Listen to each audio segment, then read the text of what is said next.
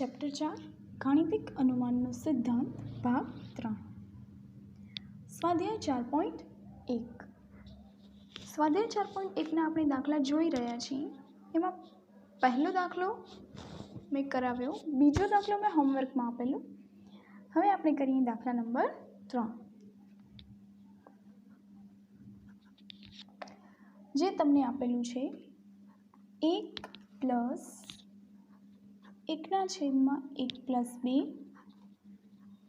Plus 1/1 plus 2 plus 3 plus up to plus 1/1 plus 2 plus 3 plus up to plus n બરાબર 2n/n plus 1. હવે તમે મને કહેશો આના છેદમાં કંઈ નથી તો શું હશે? તો છેદમાં 1 છે જ. એટલે કઈ રીતનું પદ આપેલું છે? પ્રથમ પદ, એના છેદમાં પ્રથમ પદનો સરવાળો, ત્યારબાદ બીજું પદ શું છે? તો 1, અને 1ના છેદમાં પ્રથમ બંને એટલે કે પહેલું અને બીજું એટલે કે 2, 1, 2નો સરવાળો. એ રીતે આપણને આખી શ્રેણી છે એ આપેલી છે. શ્રેણી નહીં તો આખા પદ છે એ આપેલા છે. હવે સૌથી પહેલાં આપણે શું કરીએ છીએ? તો n માટે સાબિત કરીએ છીએ. તો ચલો, n બરાબર 1 માટે તો ડાબી બાજુ તો તમને ઓલરેડી 1 આપેલી જ છે. હવે આપણે વાત કરીએ જમણી બાજુની. તો જમણી બાજુ આપણને શું આપેલું છે? 2n/n plus 1. એક કિંમત મૂકશું એટલે શું મળશે? 2/2 બરાબર 1. તો આના ઉપરથી શું મળે છે? ડાબા બરાબર જવા. તેથી P(1) સત્ય છે. હવે આપણે વાત કરવાની છે બીજા સ્ટેપની, એટલે કે P(k) માટે વિધાન સત્ય છે એવું ધારી લેશું. તો ધારો કે P(k) belongs to capital N માટે શું છે? સત્ય છે. તો સત્ય છે તો આપણને શું મળે? P(k) બરાબર 1 પ્લસ 1/1 પ્લસ 2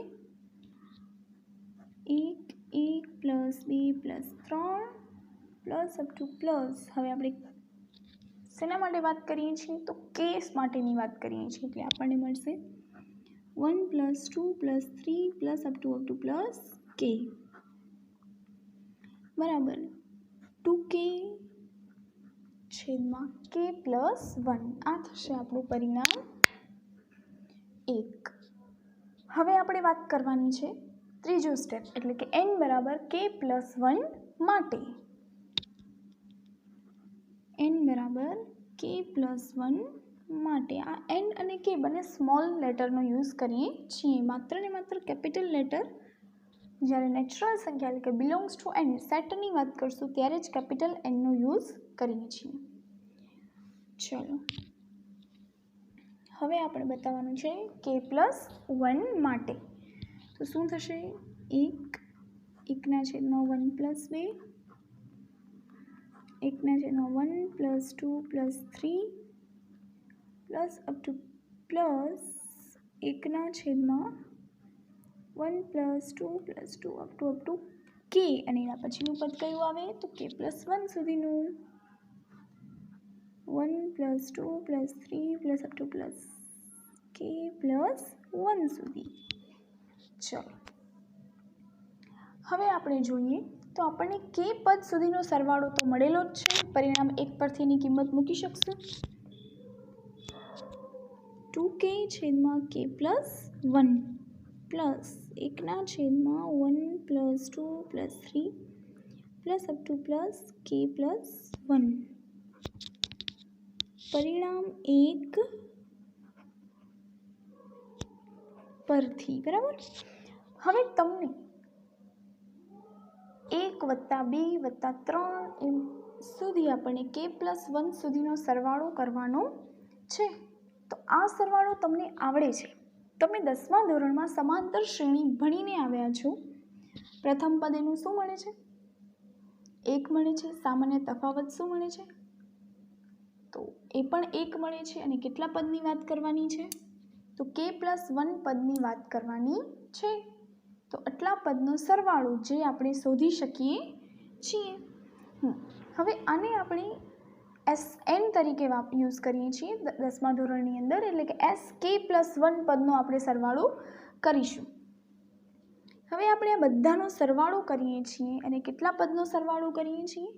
તો n પદનો સરવાળો કરીએ છીએ. તો આપણે એને સિગ્મા n તરીકે પણ લખી શકીએ છીએ. અહીં આપણે k+1ની વાત કરીશું, પણ હું જનરલ સૂત્રની વાત કરું છું કે 1, 2, 3 એવી રીતે n પદનો સરવાળો કરવો હોય તો જેને આપણે લખીશું સિગ્મા n. એનું સૂત્ર છે n+1/2. આ સૂત્ર 10મા ધોરણમાં આપણે ભણીને આવ્યા છીએ. તો એના ઉપરથી આપણે k+1નું સૂત્ર બનાવીશું. તો એ શું મળશે? તો 2k k+1. એ સૂત્ર હું અહીં પછી લખું છું. પહેલાં આપણે લખીએ કે જે મેઇન સૂત્ર સિગ્મા n જે વાપરવાનું છે એ શું છે? તો n+1/2 પરથી n પદનો સરવાળોનો આ સૂત્ર આપણે ભણ્યા છીએ. તો આ સૂત્રનો ઉપયોગ કરીશું. આપણી પાસે કેટલા પદ છે? k+1 પદ છે, એટલે કે nની જગ્યાએ શું આવશે? k+1. તો આ થશે k+1 અને k+1+1 એટલે થશે k+2/2. તો આ થશે k+1 k+2 આ 1/2 આપણે આની જગ્યાએ વેલ્યુ મૂકવાની છે, એટલે આ શેનું મળી? 1/k+1 k+2/2. ચલો હવે આ 2 છે એ ઉપર જશે, છેદનો છેદ અંશમાં જાય. તો આ થશે 2k k+1 +2 ના છેદમાં k+1 અને k+2. ચલો હવે આપણે લઈશું લસા. તો લસા કેટલા મળશે? k+1 × k+2. તો આની પાસે k+2 છે નહીં, તો એની આપણે ગણતરી કરીએ. હવે આ ગણતરી એક્સપ્લેન નહીં કરું તો પણ ચાલશે, કેમ કે આ ગણતરી આપણને સમજમાં આવવી જોઈએ. તો ચલો હવે આપણે k+2નો લસા લેશું, એટલે k+2 અંશ અને છેદમાં ગુણશું. તો 2k ને ડાયરેક્ટ k+2 સાથે ગુણાકાર કરી શકું? તો કરી શકાય. હવે આપણને સમજમાં આવે. તો 2kનો k+2 સાથે ગુણાકાર કરવાથી આપણને જે પદ મળશે શું થશે? તો 2k² + 4k + 2, જે આપણી પાસે ઓલરેડી બીજા પદમાં છે જ, k+1 × k+2. હવે 2 સામાન્ય કાઢી શકાય? તો k² + 2k + 1 k+1 × k+2. ચલો આ શું છે? તો k+1² નું નિત્યસમ છે. તો 2 × k+1² k+1 × k+2 એક વખત ઉડી જશે, એટલે આપણને શું મળ્યું? 2k+1 k+2. જે આપણે શું છે? આજ આપણને શોધવાનું છે, આજ આપણને સાબિત કરવાનું છે કે 2 × k+1 / k+1 + 1 એટલે k+2. ચલો તેથી Pk+1 માટે Pk+1 સત્ય છે. તેથી ગાણિતીય અનુમાનના સિદ્ધાંત પરથી Pn સત્ય છે, જે આપણે નોર્મલી લખીએ છીએ. ગાણિતિક અનુમાનના સિદ્ધાંત પરથી Pn સત્ય છે. ચાલો હવે આપણે વાત કરીએ દાખલા નંબર 5ની, કેમ કે દાખલા નંબર 4 મેં હોમવર્કમાં આપેલો છે.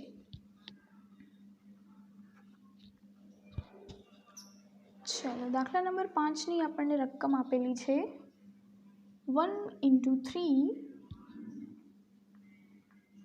+ 2 × 3² + 3 × 3² + n into n into 3n बराबर 2n minus 1 3n plus 1 plus 3/4 आ विधान आपने आपेलू छे। तो सौथी पहला આપણે स्टेप करशुं तो n बराबर 1 माटे चकासीए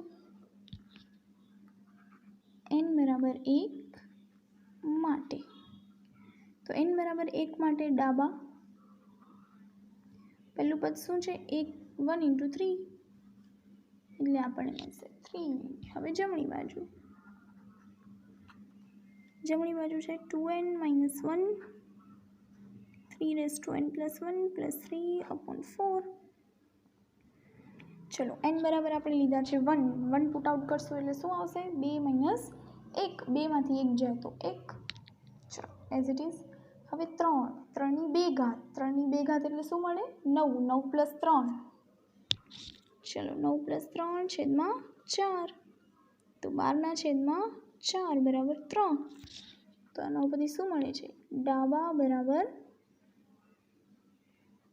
જબા। હવે આપણે શેની વાત કરીશું નેક્સ્ટ સ્ટેપ ઓકે ચલો આના ઉપરથી લખવું પડશે કે તેથી p(1) સત્ય છે। હવે આપણું નેક્સ્ટ સ્ટેપ શું આવશે તો n બરાબર k માટે સત્ય છે એવું આપણે ધારી લઈશું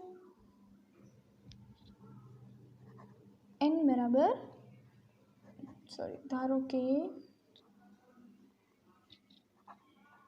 p of k belongs to capital N सत्य छे p of k बराबर 1 into 3 plus 2 into 3 square plus 3 into 3 cube plus up to plus n into 3n बराबर 2n minus ओके हवे k माटे बात करीए छे એટલે અહીંયા આપણને શું મળશે k ટર્મ મળશે એટલે કે 2k - 1 3k + 1 + 3/4 મળશે આ રીતે ચલો હવે આપણું થર્ડ સ્ટેપ કે n બરાબર k + 1 માટે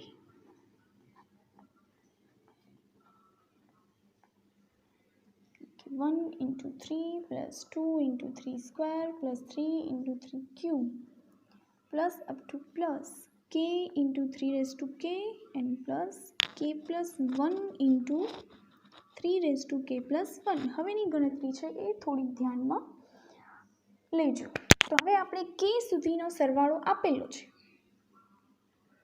શું મળે છે આપણને 3k - 1 into 3k plus 1 plus 3/4 and plus k plus 1 into 3k plus 1 चलो હવે સૌથી પહેલા તો આપણે શું લઈશું લસા લઈશું લસાની સાથે હું 3 ની 1 + 1 ઘાત સામાન્ય લઈ શકું સમજમાં આવી જશે ડાયરેક્ટ તો આપણે લઈએ 3k plus 1 तो आम बचसे 3k - 1 सॉरी आ 2 छे એટલે અહીં આપણને મળશે 2k - 1 અને પછી સામાન્ય કેમાંથી લીધેલું છે તો આ સ્ટેપમાંથી એમાંથી આપણને મળશે પ્લસ k + 1 અને 4 * 4 આપણે મલ્ટીપ્લાય કરેલા છે એટલે આ શું થાય 4k + 4 લસા લઈશું 4 તો 4 જે છે એની સાથે મલ્ટીપ્લાયમાં આવશે ત્યારબાદ આ બે સ્ટેપમાંથી જ આપણે સામાન્ય લીધેલું છે એટલે કે +3 આ છે એમાંથી આપણે કાંઈ સામાન્ય મળ્યું નથી અને આખાના છેદમાં 4 હવે 3k + 1 चलो आ શું થશે તો 2k + 4k એટલે કે 6k + 3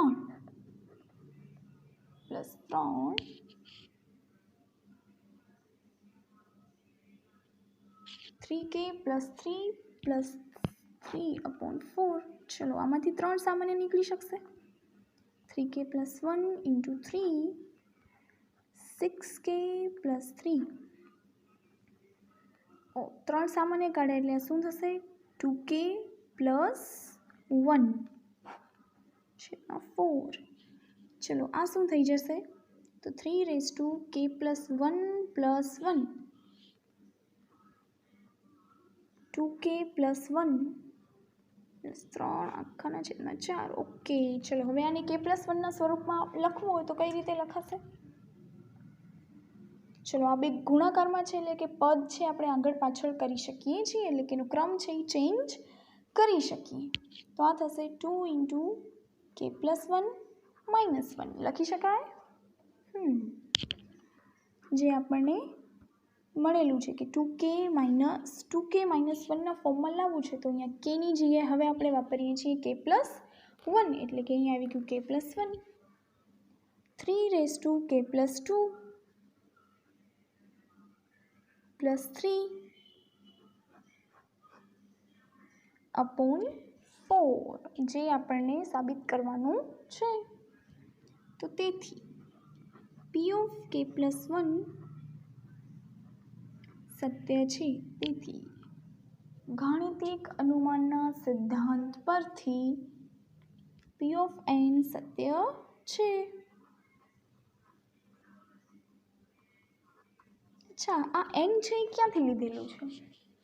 તો પ્રાકૃતિક સંખ્યાઓમાંથી લીધેલું છે. તો તમે બાજુમાં n × N પણ લખી શકો છો. n × એટલે કે belongs to N લખી શકો છો.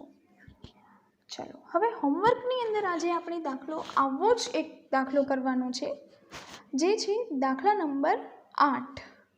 જે છે દાખલા નંબર 8 અને આવો જ દાખલો છે એ દાખલા નંબર 8 છે. આમાં આપણે 3ની ઘાત છે. દાખલા નંબર 8માં આપણને 2ની ઘાતના સ્વરૂપમાં દાખલો આપેલો છે.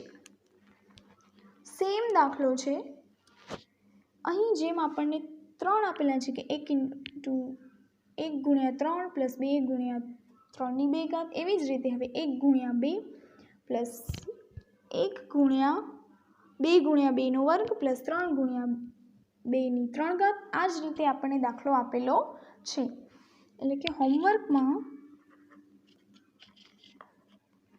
સ્વાધ્યાય 4.1નો દાખલા નંબર 6 અને 8 આ 2 દાખલા હોમવર્કમાં કરવાના રહેશે. Thank you.